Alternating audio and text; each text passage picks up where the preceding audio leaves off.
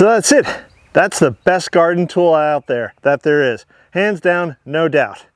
That's going to do it for today. I'm going to catch you in the next one. Bye-bye.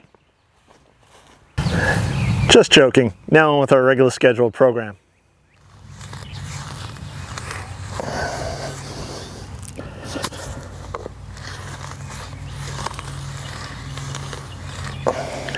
Oh, hello. Good morning.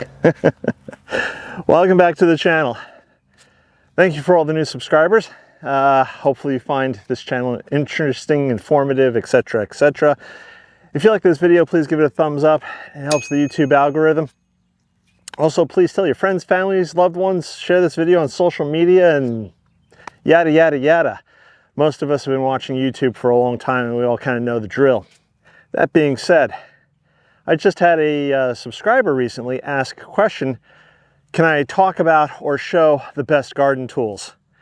And there's no easy answer to this. And by the way, none of this video is sponsored. Totally not sponsored. So I have no bias towards one vendor or another vendor, or one manufacturer or another manufacturer.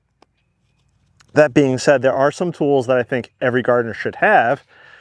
What brand you should have, I think that's going to be totally up to you based on a variety of criteria. What I'm doing right now is just aerating around this peach tree because, again, I have pretty cruddy soil. And though I dug out the hole around the peach tree last year when I planted it and I put in good soil, the soil around it is compacted, silty, clay. It's pretty miserable. And there's a fly that keeps trying to go into my ear. So what I'm doing is taking this pitchfork and I'm doing a little aeration. Once that's done, I'm going to turn around and put down some aged cow manure all around this tree. Now, hopefully, if the weatherman's right, tomorrow evening, we should get some rain. And then hopefully that will help migrate some of that aged cow manure into the ground, thus making the larger surrounding area yet more nutritious. The tree will send out roots, the worms will do their thing, and then everything will be very happy. Except for me, because I have to make a lot of holes here. But I am making them with this garden tool. Now this is a digging fork. It is called a digging fork, I believe, mainly because of the thicker tines and also the curve of the tines, because they're slightly curved here. This one is, unlike many others, is all metal. This digging fork I purchased off of a website called Garrett Wade.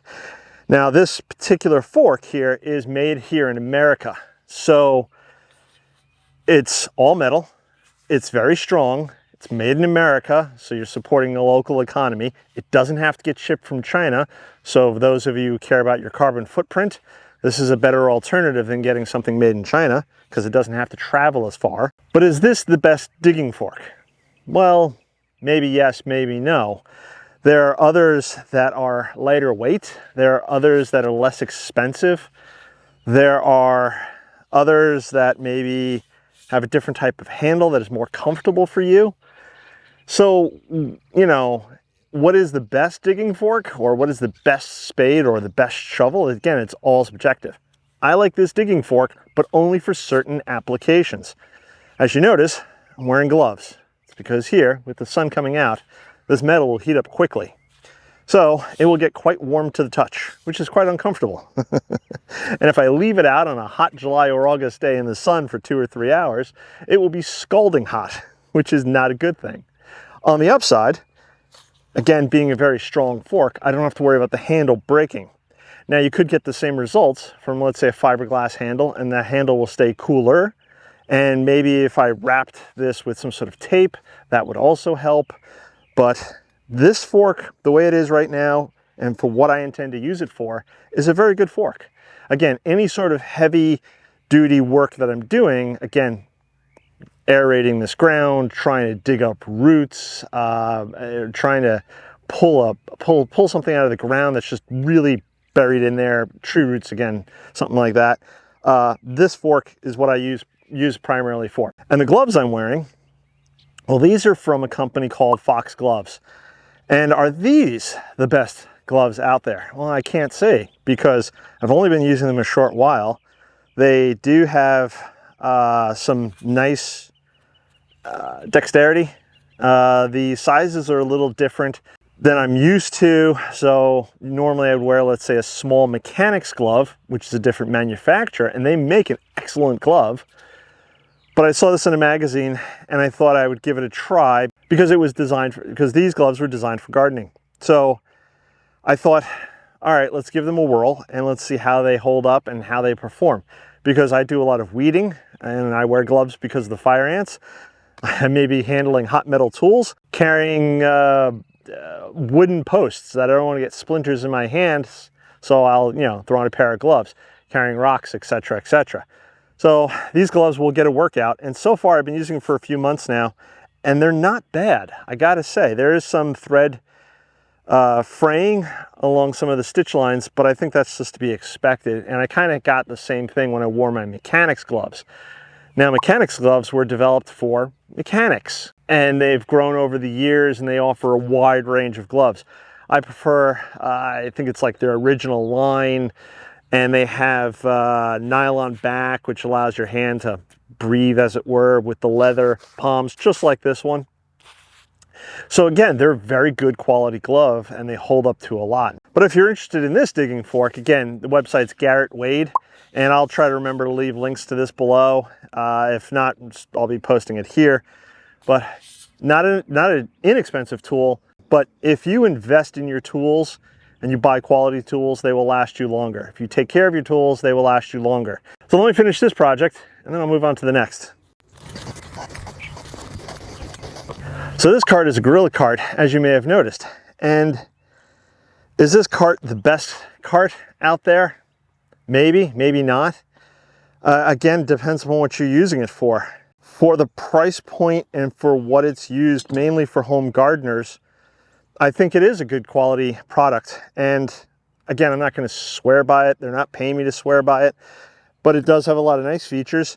And this is, I believe, the 7 cubic foot model. So that means I can put a lot of stuff in here. In this case, it's only one bag. But this cart works well for me because, again, I need to move a lot of stuff generally. If you're a home gardener and you have a balcony and you're growing tomatoes or flowers or whatever on your balcony in an urban environment, you don't need a Gorilla cart. So me talking about Gorilla carts is pointless. But if maybe you have a half-acre property and you need to move stuff from one side of the property to the other, a lot of stuff, then maybe a Gorilla cart is a good option for you. They do offer actually smaller sizes, which again is better. Again, you have to weigh your options and see what is out there. There are third-party knockoffs all over Amazon. Those I would typically stay away from, though they may be cheaper and look very similar to Gorilla carts. They may not have the same bearings in their wheels. The plastic may be cheaper. They may be more prone to rust, etc., etc., etc. So I would stay away from those knockoff brands. And again, Gorilla cart has a proven name. They have been around for a while. They do make a good tool. Let me put this down and move on. And there we go, all done. We're in the bed by the driveway here, and I purchased a bee balm the other day. I believe it was actually yesterday. And I was at the garden center and I just had to. Maybe some of you are like that too. So the shovel that I'm using here is not what you typically find in your big box store. This is a Neebor shovel. Neebor is the manufacturer.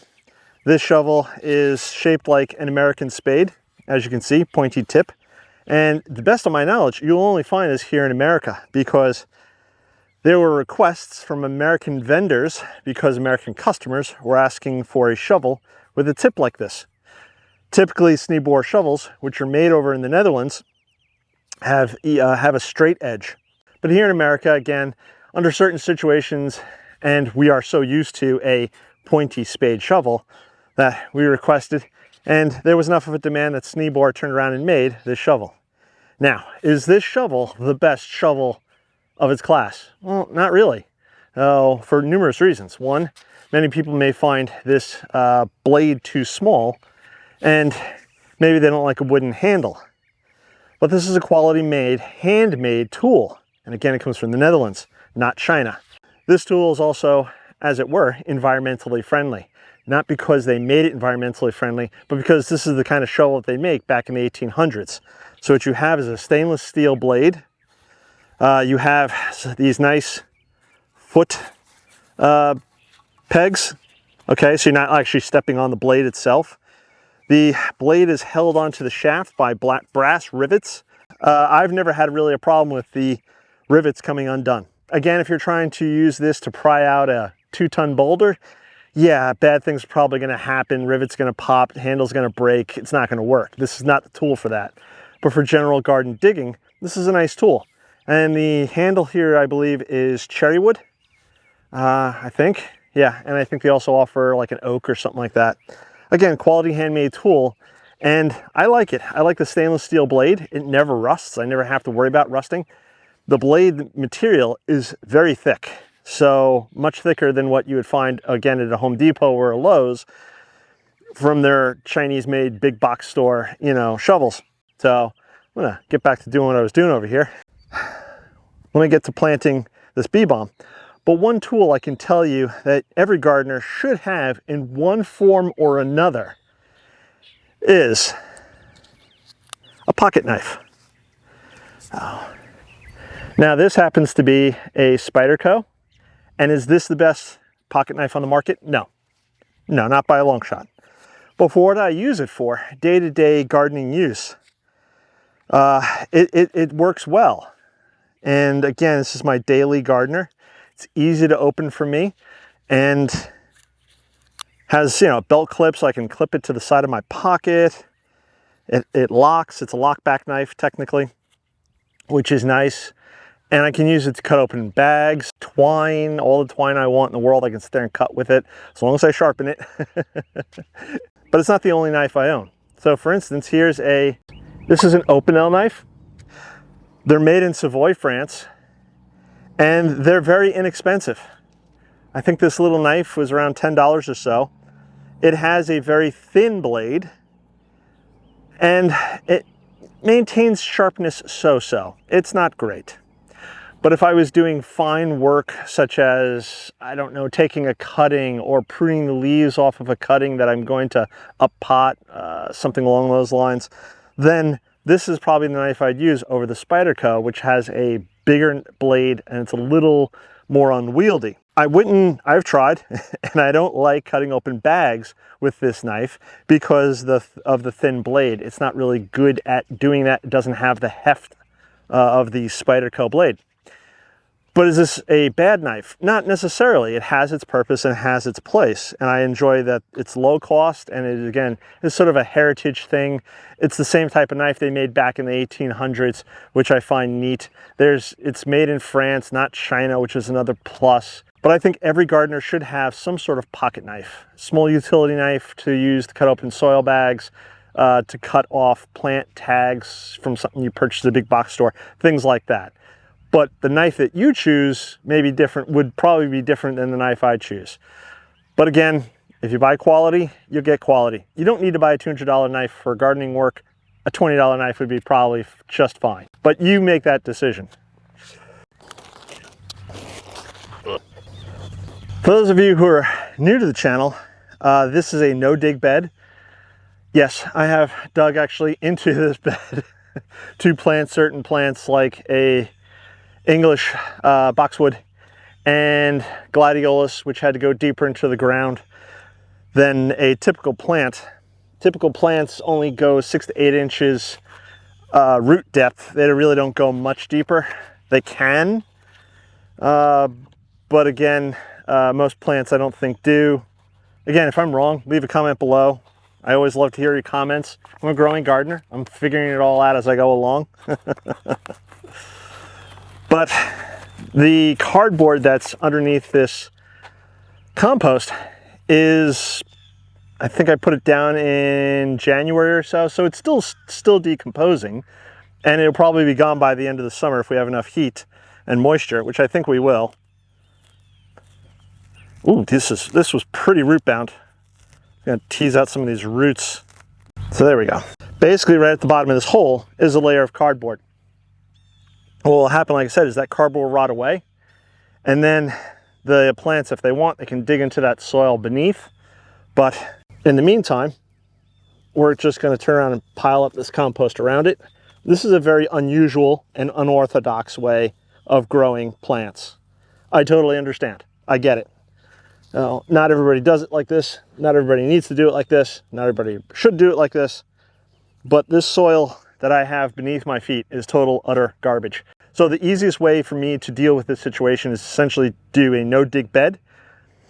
And what will happen in time is that the cardboard rots away, the earthworms and whatnot that are beneath come up, and they start, basically pulling all the good nutrients down into that soil, which again, this will settle. The plant will find its own way.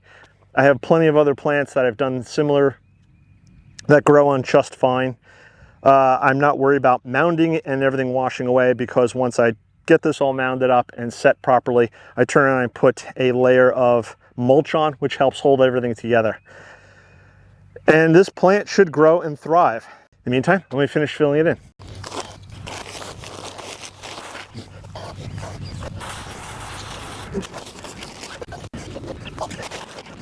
Now, you just saw me water the plant in, and some of you may not even be thinking about it, but almost every garden needs and has a garden hose.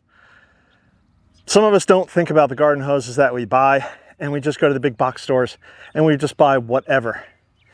This garden hose that I'm using here is by an American company called Gilmore. They produce, I think, is a pretty good garden hose. The nozzle here is also a Gilmore nozzle. I don't know the model, but it has this nice thumb switch, which I like. I've been growing quite accustomed to them. I've been using them on a lot of my nozzles now. It's nice. The question is Gilmore the best, or do they make the best nozzles? They do make a good product though. The other thing that's on this hose that I do like, and maybe it is the best, this is argumentative depending upon whom you are, is a Dram quick disconnect. It's a very good disconnect. It's made out of brass. I've used Dram quick disconnects and other Dram products, which I'll talk about later, for years, and they're very good. And the reason I use the Dram disconnect is because if this nozzle breaks and I don't want to use it anymore, I can pop it off. I can pop on something else. If I want to swap this out with a sprinkler without having to unscrew, I take the quick disconnect, take this off, have a quick disconnect connection on the sprinkler, pop it on. I actually did that when I lived in New York. Now, they don't have a need for a sprinkler here, but the quick disconnect does add a lot of flexibility. So if you're using your water hose a lot, if you're using a sprinkler, or you just have quick disconnects, I think are the way to go. And again, there's lots of different brands out there. I happen to like the Dram, but the Dram is not perfect like anything else. Probably the biggest drawback is that when I disconnect from the hose or from the nozzle, it stays on.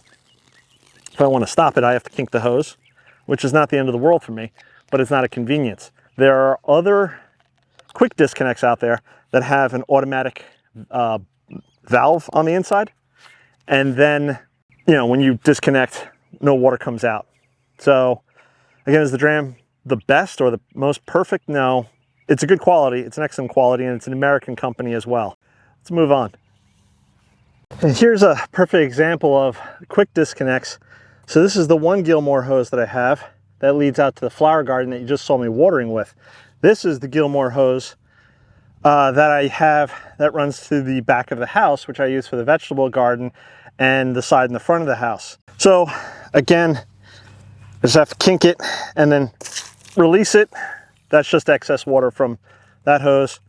Reconnect the new hose, and there we go. And we're off to the races. Put that there. Start pulling back some of this mulch.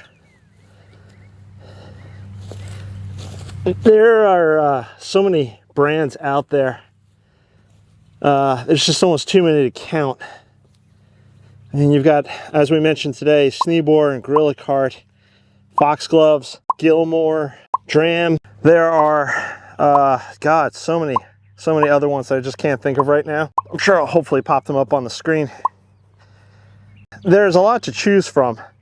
I think the general thing I would consider though when picking a tool is, does it feel right to you?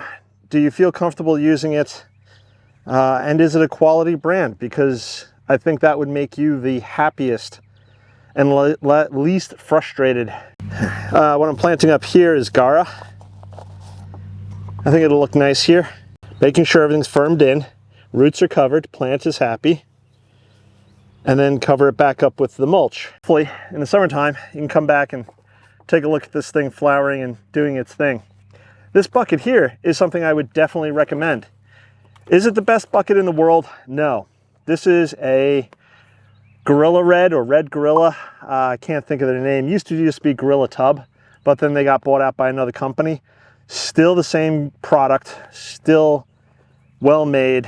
It's flexible, it's lightweight. You can put soil in here, compost, mulch, water, whatever you want. And they come in a variety of colors, but I think as a good general purpose bucket, this is my choice.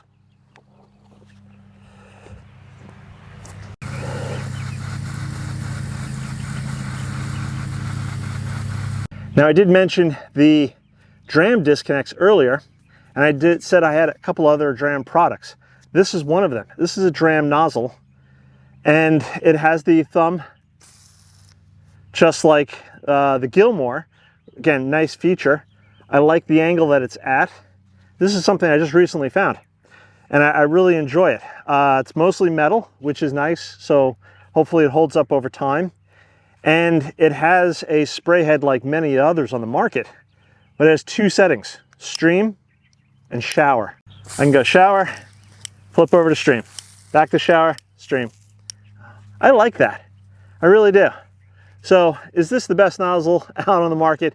I don't know, but it's a nozzle that I like. And again, it's from a company that I like. So I'm gonna give this a win. Move on. Now this here is a Neebor Dutch hoe. You can get different varieties of this. Some have scalloped edges, but again, this is a Neebor. So it has a nice wood handle and it has the brass rivet holding on the stainless steel head. It's just the best tool out there for the job. You may prefer something with a fiberglass handle. You may prefer something made in America. The list goes on and on. But I think that if you have any sort of garden where you need to do weeding without bending over in a raised bed, for instance, or even on the ground, you'll probably see me use this later in the year on my on-ground vegetable bed, which we'll revisit in a few weeks. But this is a great tool for doing just that kind of job. Just getting under the surface, cutting those weed roots, knocking those weeds out. Great tool for that. If you live in a more urban environment and you're gardening in pots, this is probably not going to work for you, and you could care less about this. Let's talk about more tools. We talked about digging forks in the beginning of this video. Here is a Neebor digging fork. So again, stainless steel head, which is great, not going to rust. I don't have to worry about that. You know, if you leave it in a pot of water, it's going to rust in time. You know, stainless steel is not rust proof, just rust resistant. Treat your tools right, and I think they'll work for you for a long time. And I'm going to show you that point here in a second. But again, wooden handle, T-handle. I like the T-handle. Some others don't, but this is, you know, this works for me. Again, if you watch this channel for a while, I've mentioned this rake, and I think I did a video on cleaning your tools last fall or early this spring, either one. But this is just a cheap hardware store rake. And there's nothing special about this rake other than the fact that it's probably 60 years old. This is my grandfather's rake. It's actually probably a little older than 60. This is my grandfather's rake. Has a wooden handle. He kept it out of the rain, kept it out of the dirt, kept it clean.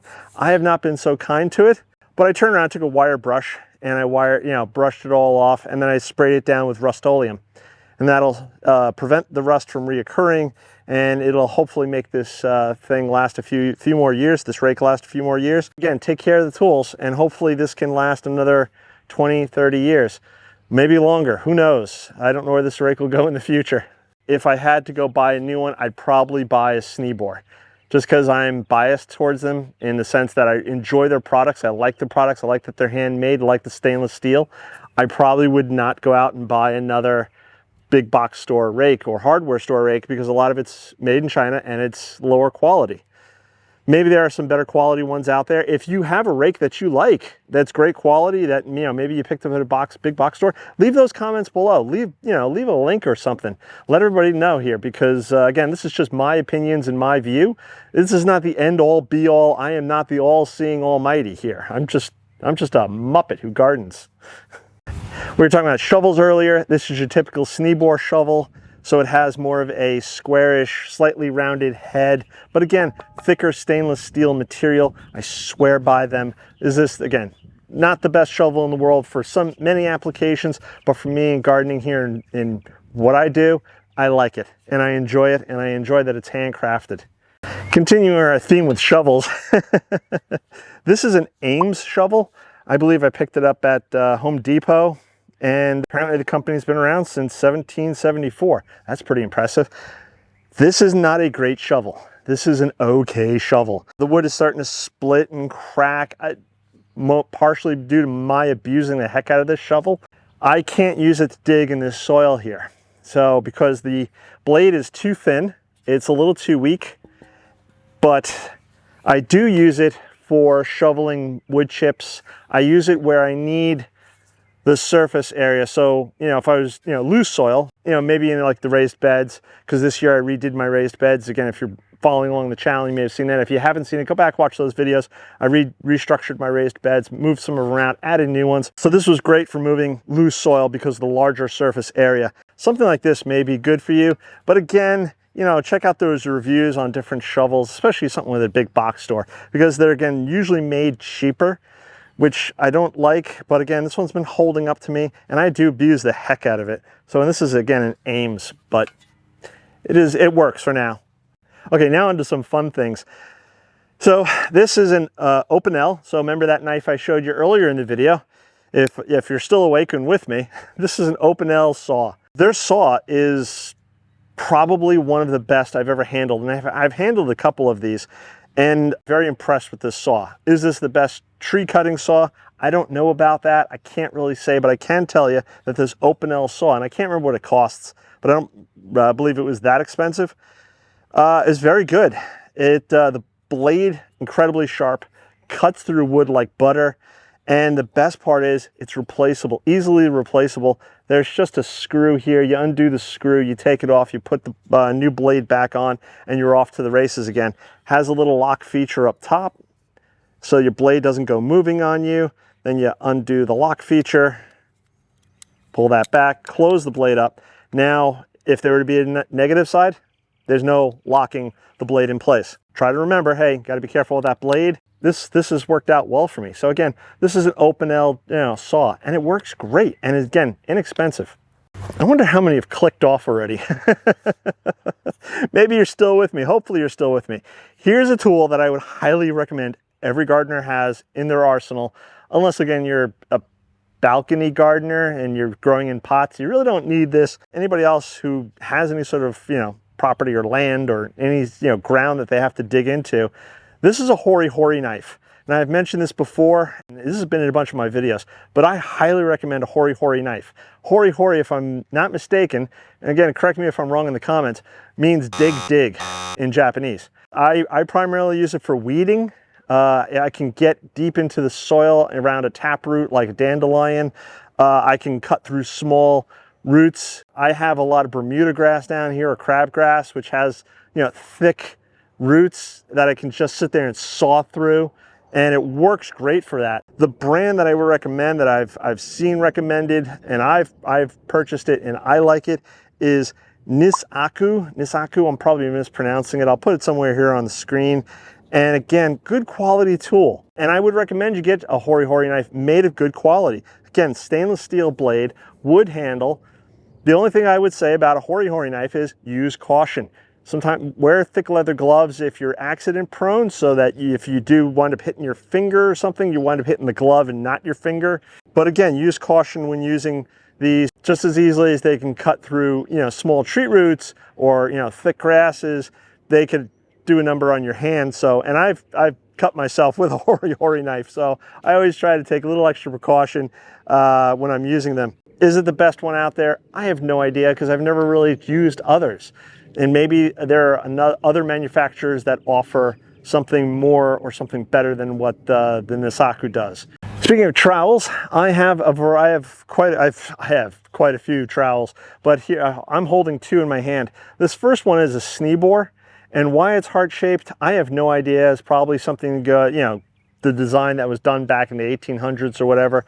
This is, again, a nice, what I would use this for, and I have used this for, is, I stab it sort of into the dirt, pull back the soil to open up a hole so I can drop in my plants and then push everything back in, as opposed to, this is a flat blade. So, there's no real scooping action to this. So again, dig in, pull back, drop your plant in, and go from there.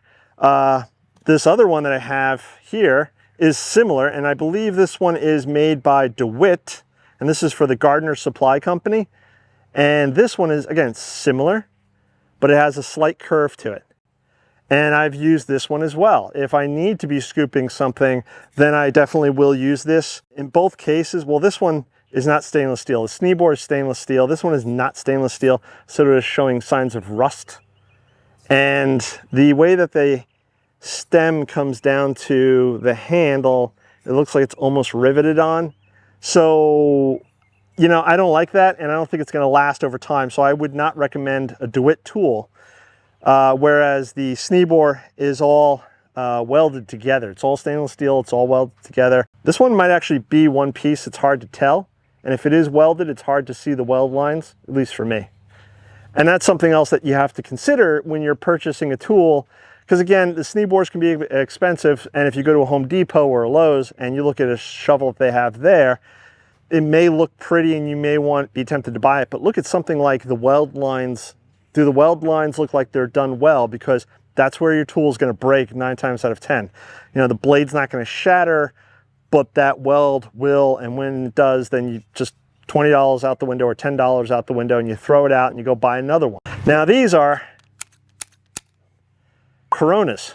These head shears are really nice. They have a slight angle to them, which is good for ergonomics. The handles are made of wood, which helps absorb some shock when you're whacking away for hours on end at your shrubbery. They have some nice rubber grips, which again is good for no slipping, and again absorbing some of that shock, because they do have metal on metal contact here, so there's a bit of a vibration. The blades are sharp. You can sharpen them.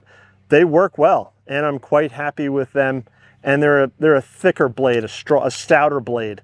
So I really like them. So are these the best head shears? I don't know, because there's other manufacturers I haven't tried that I'd like to try in the future, such as Felco, or there's another one called, I think it's Vesco. So there's that one too. I'd like to try them in the future. Unfortunately, they're a little expensive, and I don't, want to be spending my money on them right now. If either one of those manufacturers wants to send me some head shears to test out, I'd be willing to do that. Speaking of Felcos, I do have a number of Felco clippers. This is, oh God, I think this is like this is a number 2. So Felco is a Swiss company. They're good tools. They feel good. They have replaceable blades. The blades you can keep sharpening over time, which is nice. And yeah, I can't say enough good things about Felco. I've been pretty pleased and impressed with their tools. Are they the best in the world? Who knows? They're definitely among the top. So if you're looking for clipping shears, definitely look at Felcos. They come in different sizes and different styles. I mean, something as small as this little clipper. And I use this for, maybe deadheading the roses or clipping small plants, or even, snipping off seedlings that I'm growing. Instead of pulling the seedling out of the tray, maybe disturbing the seedling next to it, I just clip it with the little clipper here. Felcos, they are a good brand. So if you're looking for a best recommendation, I put this towards the top. Again, good tools. Check them out.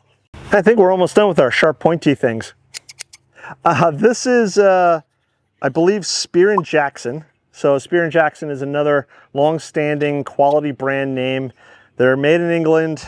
You would use this for, some topiary shearing, hedge shearing if you want. If you want to trim grass along, a little spot and you don't need something big, just want to, so something like this. Very old design. It's just sort of like a spring-loaded thing. I like to keep mine stored with a little rubber cap, so this way the blade's not exposed. but they're good. They're good. They hold up. Again, you know, I don't leave them outside exposed to the elements, but the metal appears to be something along a stainless steel. There's like no rust on here, which is nice. The wood handles are comfortable to hold. Spear and Jackson, if you have a need for, you know, something like this, check out Spear and Jackson. They're not bad. They do produce some pretty good quality tools. They actually, again, another manufacturer that produces a wide range of products from something like this up to shovels, rakes, etc. All right, last thing we're going to talk about. This is a Hawes watering can. Hawes are made in England. They're made out of galvanized metal, and they have these brass nozzles, also known as roses. I cannot say enough about Hawes watering cans. I think they're probably the best non-plastic watering can that you can get, hands down. I've looked, I've bought a bunch of others. None of them hold a candle to Hawes. This is a long neck variety. They also have a shorter neck variety. They come in, I believe, a couple of colors, not just the green. I prefer the green, as you can tell. And again, they're handmade in England, so they're not mass-produced over in China. They're designed to last a lifetime. And if you've ever watched Gardener's World on Amazon or BBC or the YouTubes, you've probably seen some of the hosts or people on the show use these watering cans because, again, English company as an English television program. But again, I've tried a bunch of different watering cans, and I've even tried some that are made in America, and they stink. Now these, again, are all non-plastic. I'm sure there are some plastic ones out there that are great, but plastic ones, especially with the heat and the sun down here, I'm afraid wouldn't last as long. So maybe I get 5 years out of it before one day I drop it and the whole thing shatters because the plastic has been weakened by the baking sun and the ultraviolet light. Or maybe that it fails after a year. I don't know. And I really don't want to find out, because then you take that plastic and you throw it in the garbage. And do we need to be throwing more plastic into the dumps? I don't know. But that's a whole nother argument. Either way, Hawes. They are expensive, though. I will tell you that. But again, this is something that will hopefully last my lifetime. Well, the rest of my life. Which I hope will be at least 20 years. And then maybe even get passed down to someone else to, again, you know, keep using for a number of years. The paint all may flake off, that's fine, but the galvanized metal will hold up over time, and the brass nozzle here can be replaced. The rose here can be replaced. Oh, this one I think is stuck on with all the hard water sediment. So this video has probably been way too long, and I do apologize. And maybe I've answered some of your questions, and maybe I've confused you some, but I think it comes down to every gardener should have a pocket knife. A pocket knife is great for cutting twine. It's great for opening up bags of soil. So I think it's a good general purpose tool. I think every gardener should have a bucket or some sort to transport water or soil or compost or mulch or whatever. A watering can, I think, is probably a given. Again, whether you're a small or large, you know, there's spots or some days where I just need to water one small spot out in the garden someplace, and I don't want to drag hoses all over the place. So I just grab the watering can, fill it up with water, do my watering, and life is good. Good quality hose nozzle is always a plus. Most gardeners should have that. Again, if you're gardening on a balcony, you really don't need a hose nozzle. A little watering can would do the job for you. Good quality hoses, always a plus. Gilmore is the brand that I'm using right now. I don't know if it's the best, but it's what's working for me right now. If you, again, have any recommendations to any tools or anything that you think might be useful or good or the best, leave those comments below. Let everybody here know. I'm up to, what, 400, as of the making of this video, 472 subscribers. Some of you are old hats at this. You've been gardening for years and years and years and years, and you have your preferred set of tools. Let us younger gardeners or novice gardeners know. Maybe you're a new gardener and you've just struck upon a tool that is gold. Let us know. I think every gardener should have a shovel, obviously. The shovel that you choose should be something that you're comfortable with. That's another thing too, and I think I've mentioned this, not sure, but it's to be something you're comfortable with. Do you mind the weight? Is it too short, too long of a handle? You know, again, do you care if it comes from China? Do you not care if it comes from whatever? You know, you have to make those decisions, but you should be comfortable with using the tools that you have. I like the Neebors, even though they are heavy tools for the most part, because they have those thicker blades and thicker forks. I don't mind the weight. You may mind the weight. So again, these are things that you have to consider. There's a billion brands out there. There's a billion different types of tools. Many of these companies compete with one another at the same level. And it's just up to you to choose what tools are right for you in your circumstances with your budgets. I've gone on way too long. If you're still watching, thank you so much. Be sure to check out all the links below if you have any questions, comments, etc. Check them out. Hit the like button if you like this video. And I am going to catch you on the next one. Bye-bye.